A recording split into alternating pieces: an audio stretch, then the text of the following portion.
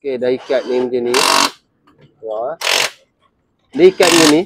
Kalau pusing macam ni, kita kena adjust tengah dia. Sekejap. Nanti saya tunjuk ikat dia.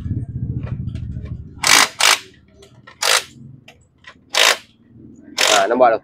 Dia boleh pusing. Maknanya ni adjust dia lebih. Longgarkan 10 ni.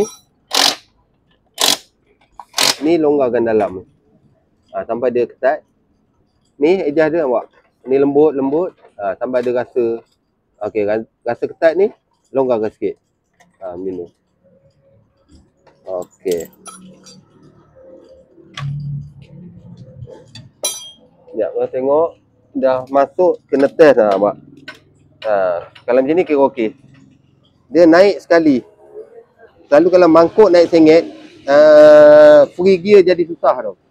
Kalau mangkuk ni, dia naik sengit je ni. Yang ni tak naik, sini naik. Maknanya nak free gear apa semua susah. Jadi ni dia naik rata kira okey sprint. Dia selalu jadi apa?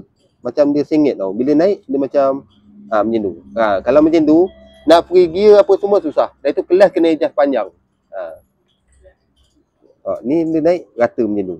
Kalau sengit kena adjust sprint ni. Ubah-ubah dia. Okey, dah.